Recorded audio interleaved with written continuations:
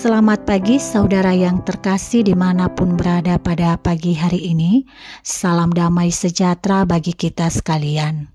Pada pagi hari ini kita merenungkan firman Tuhan dari kitab Lukas pasal 10 ayat 25 sampai ayatnya yang ke-37. Namun berhubung ayat ini panjang, saya akan membacakan untuk kita semua dari ayat 25 sampai ayatnya yang ke-27. Demikian firman tertulis.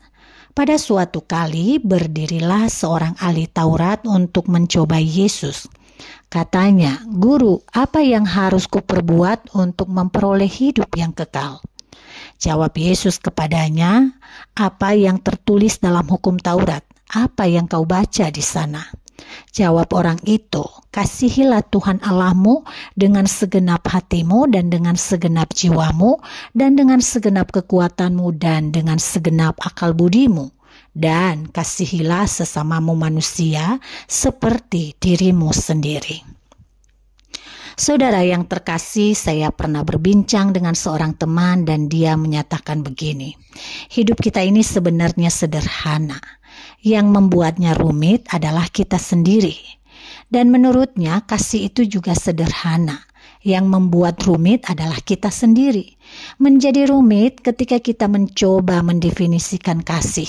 Semakin rumit manakala egoisme menjadi tolak ukur kasih itu. Kasih itu sebenarnya sederhana. Ada yang menangis dan merintih, pastilah tersayat dan mestinya tangan kita bergerak mengikuti getaran hati yang tersayat. Ya, kita bertindak dan menolong. Sesederhana itu. Saudara, kasih menjadi rumit manakala kita berpikir siapa dia, apa sukunya, agamanya apa, pilihan politiknya apa, apakah tindakanku menolong mendatangkan manfaat atau tidak, atau jangan-jangan dapat merugikan diri sendiri. Pikiran dan pertimbangan seperti ini membuat kasih itu menjadi rumit, bahkan bisa menjadi mengerdilkan kasih. Sebab kasih pada idealnya tanpa batas dan menjadi kerdil dan berbatas ketika kita meletakkan pengkotak-kotakan dan membatasi kasih itu pada batas-batas orang yang kita tentukan. Saudara yang terkasih, dalam teks yang kita baca, di sana dituturkan bahwa si ahli Taurat sebenarnya sangat paham tentang apa yang harus dilakukan untuk memperoleh hidup kekal. Ia datang kepada Yesus untuk bertanya hanya sekedar untuk mencobai.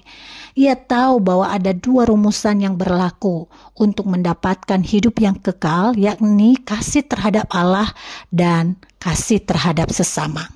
Kasih itu menjadi rumit ketika ahli Taurat memperluas pertanyaannya. Siapakah sesamaku manusia? Bagi kita, ini pertanyaan naif. Masa seorang ahli Taurat tidak tahu siapa sesama manusia? Namun saudaraku, ini menjadi tidak sederhana ketika kita meletakkan pertanyaan ini dalam budaya Yahudi zaman itu. Sesama manusia bagi mereka adalah orang-orang yang memiliki hubungan dalam ikatan keluarga, persahabatan, tetangga, dan sebangsa. Dalam konteks sekarang barangkali kita bisa maknai bahwa sesama adalah orang-orang yang punya minat yang sama dengan kita, punya hobi yang sama, punya pandangan dan pendapat yang sama dengan kita. Selebihnya mereka yang berbeda kita jadikan sebagai musuh dan sang asing dari kehidupan kita. Saudara yang terkasih, menanggapi pertanyaan tentang siapa sesamaku itu dengan sebuah perumpamaan yang disampaikan oleh Yesus tentang orang Samaria yang baik hati. Ketika ada seorang yang bernasib malang, dirampok dalam perjalanan dari Yerusalem ke Yerikho. Jalan ini memang dikenal sebagai jalan yang seram, tempat seorang penyamun. Lalu orang yang malang ini dipukul dan ditinggalkan pergi dalam keadaan setengah mati. Ia tergeletak tak berdaya di pinggir jalan, sekarat. Atas cerita itu, Yesus mengajukan pertanyaan balik. Siapakah orang yang telah bersedia menjadi sesama bagi orang yang malang itu? Dan ahli Taurat menjawabnya, seorang Samaria yang baik hati telah bersedia menjadi sesama bagi orang malang yang sekarat itu. Saudara, apa yang dilakukan orang Samaria bagi orang yang malang itu adalah kasih.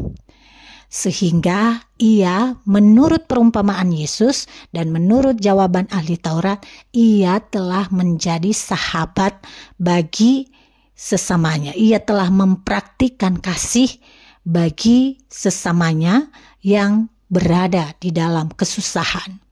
Dengan kasih ia membersihkan, ia mempedulikan, ia membagi waktunya, ia membagi perhatiannya untuk menolong orang yang malang yang tergeletak itu.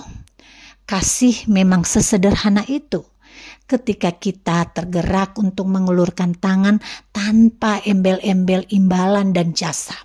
Dan itulah kasih yang sesungguhnya, digerakkan oleh hati yang tersayat sehingga tangan kita pun dan kaki kita pun tergerak untuk menolong tanpa menunggu kamera menyorot kita.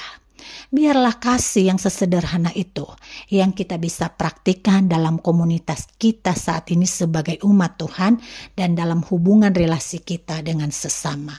Tuhan memberkati kita semua. Mari kita berdoa. Bapa yang di surga, terima kasih untuk pagi hari ini kami bisa menghirup udara segar dari-Mu dan kami juga bisa melakukan aktivitas kami sebagaimana Tuhan percayakan bagi kami.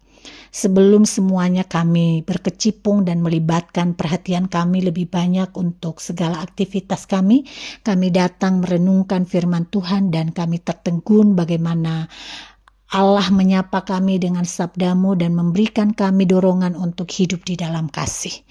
Ajar kami Bapa untuk menghidupi kasih yang sesederhana itu ketika kami bertindak menolong dengan tulus kepada sesama kami dan membiarkan waktu pengorbanan untuk bisa berbagi kasih dengan mereka.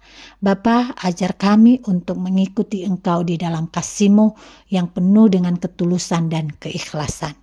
Di sepanjang hari yang kami akan lalui ini, biarlah kasih Tuhan juga yang memenuhi kami, sehingga kasih itu yang memampukan kami untuk mengalirkan kasih kepada sesama kami. Terima kasih Bapa, di dalam nama Yesus Kristus kami mengucap syukur dan memohon. Amin.